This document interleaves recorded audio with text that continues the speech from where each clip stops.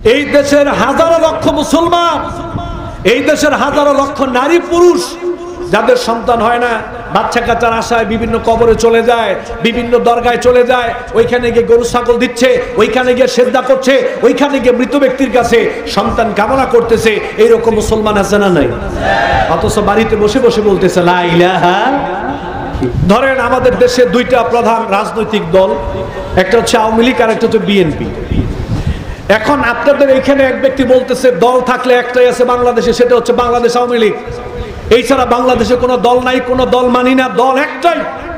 এই ব্যাপারে তিনি মাইকিং করতেছে, তারপরে আপনার সমাবেশে বক্তব্য দিচ্ছে, বাজারে বন্দরে ফেসবুকে সব জায়গায় বলতেছে দল একটাই বাংলাদেশ আওয়ামী লীগ, এছাড়া কোনো দল নাই, কোনো দল মানি না।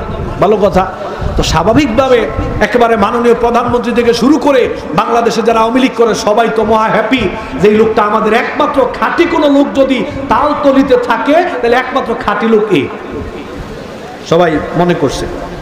পরের দিন সকালবেলা বিএনপির একটা সমাবেশ হচ্ছে, ওই সমাবেশে দেখা যায় সে এক নাম্বার আগের কাতারে দাঁড়ায় বলতেছে, প্রিয় ভাই সব আমাদের বিএনপি করা উচিত, দলটা খুব ভালো, এদেশে বিএনপির দরকার আছে, এরকম কয়েকটা কথাবার্তা বলতেছে।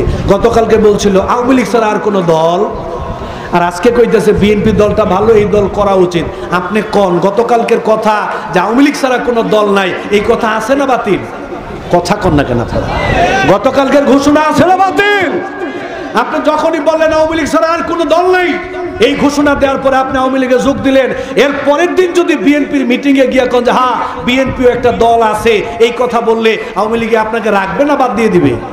আপনি আল্লাহরে বলছেন লা ইলাহা ইল্লাল্লাহ, আল্লাহ আপনি ছাড়া সত্য কোনো ইলাহা নাই, আপনি ছাড়া কেউ সন্তান দিতে পারে না, এই ঘোষণা দিয়া আপনি মুসলমান হইলেন। পরের দিন সকালবেলা কবরের কাছে গিয়া আপনি সন্তান চাইলেন। গতকালকের ঘোষণা আছে না বাতিল? এদেশের হাজারো লক্ষ মুসলমান কালেমার ঘোষণা দেওয়ার পরে মুশরিক হয়ে বসে আছে।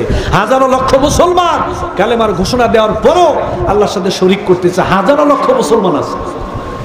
নভেম্বর মাসের সম্ভবত 16 তারিখের দিকে আমরা একটা মাহফিল করছি আমাদের নরসিংদী পুটিয়া বাজারের পাশে। পুটিয়া গেলে চিনবেন না, পুইট্টা বাজার। কি বাজার? পুইট্টা বাজার। এই পুটিয়া বাজারের পাশে একটা মাহফিল করলাম, যুবক ছেলেরা আমাদেরকে নিয়ে গেল। মাহফিলে যাওয়ার পরে যুবকরা জিজ্ঞেস করলো, ভাই কোন বিষয় নিয়ে আলোচনা করবেন? তা আমি বললাম যে পারিবারিক জীবনের উপরে কিছু কথা বলবো, পরিবার নিয়ে কিছু কথা বলবো। যুবকরা আমার বলছে, ভাই পরিবার নিয়ে কথা না বলে একটু শিরকের উপরে আলোচনা করেন। তো আমি বললাম যে শিরকের উপর আলোচনা করব কেন? আমার সাথে আরো লোকজন কয়েকজন আমার সাথে খাওয়া দাওয়ার বৈঠকে কথাগুলো হয়েছে।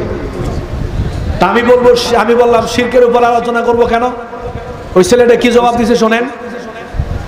ছেলেটা বললো, ভাই শিরকের উপর আলোচনা করবেন এই কারণে আমাদের এলাকায় এমন কিছু পীর সাহেব বাইছে, মানুষ এখন এদের গোসলের পানি নিয়ে খাওয়া শুরু করছে। নাউজুবিল্লাহ না সুবহানাল্লাহ? তো নাউজুবিল্লাহ আসতে কইলেন, আপনাদের দিকে এগুলো আছে নাকি? আমি কইলাম কি কর? বলছে হুজুর 3-4টা তো রানিং চলতেছে, মানুষ এখন এদের গোসলের পানি নিয়ে খাওয়া শুরু করছে। আমি কইলাম কত জায়গা বাইয়া টাইয়া পানি পড়ে, এটা আবার মানুষ খায় কেন? বলছে না খাচ্ছে। তো কেন খাচ্ছে? উত্তর কি দিয়েছে শোনেন। জিজ্ঞেস করলাম কেন খাচ্ছে? বলছে হুজুর ধরেন একটা মেয়ের বয়স হয়ে গেছে 28 বছর, বিয়ে হয় না, তেমনি তো মার একটা দুর্বলতা, বাবার দুর্বলতা, কেউ বুঝাইছে, পরামর্শ দিছে এই বেটার গোসলের পানি খাইলে এই মেয়ের বিয়ে দ্রুত হয়ে যাবে। মা গিয়া ওই বেটার গোসলের পানি এনে মায়েরে খাওয়ায়, মেয়েরে খাওয়ায়, এই বেটার গোসলের পানি খেলে মেয়ের বিয়ে দ্রুত হয়ে যাবে। এইবার আপনারা কোন তো মেয়ের বিয়েটা কার হাতে? চিল্লা এখন কার হাতে? লা ইলাহা। দেখেন আমি অনুবাদ কেমনে করছি ভালো করে বুঝবেন। ওই যে লা ইলাহা ইল্লাল্লাহর ভিতরে কি কি আছে আমি এখন বের করতেছি। লা ইলাহা ইল্লাল্লাহর একটা অর্থ হচ্ছে এই মেয়ের বিয়েটা আল্লাহ ছাড়া দেওয়ার ক্ষমতা আর কারোরই। লা ইলাহা কন্যা কেন? লা ইলাহা এই কথাটা কালেমার ভিতরে আছে, এটা আপনাকে বুঝতে হবে। ওই বেটার গোসলের পানি খাইলে যদি আপনার মেয়ের বিয়ে হয়ে যায়, এই বিশ্বাস করে যদি আপনি পানি খাওয়ান, আপনার কালেমা বাতিল, আপনার লা ইলাহা ইল্লাল্লাহ বাতিল, এটা আর টিকবে না। তো জিজ্ঞেস করলাম আর কি কি? হুজুর ধরেন বিয়ে করছে 6-7 বছর হয়েছে, কোনো বাচ্চা কাচ্চা হয় না, এখন একটা দুর্বলতা, বাচ্চা কাচ্চা হয় না, গ্রামের মহিলারা নানান কথাবার্তা বলে, কেউ পরামর্শ দিছে এই বেটার গোসলের পানি খাইলে বাচ্চা কাচ্চা হবে।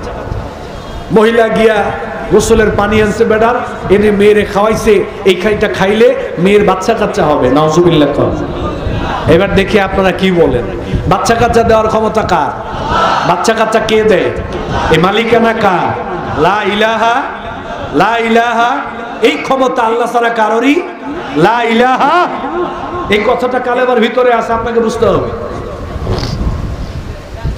এই কথাটা যে কালেমার একটা অর্থ বের করতেছি, লা ইলাহা ইল্লাল্লাহ, আল্লাহ আপনি ছাড়া সন্তান দেওয়ার ক্ষমতা আর কারোরই নাই। লা ইলাহা, এই কথাটা আপনি আল্লাহকে বলেই মুসলমান হয়েছেন। কিন্তু যখনই আপনার সন্তান হয় না, এই চিন্তা করে আপনি ওই বেড়ার গোসলের পানি খেলে আপনার সন্তান হবে, এই বিশ্বাস করে ওই বেড়ার গোসলের পানি খাইবেন, কালেমা ওইখানেই শেষ, মুসলমানিত্ব ওইখানেই শেষ। মুসলমানিত্ব আর নাই, মুসলমানিত্ব ওইখানে বাতিল।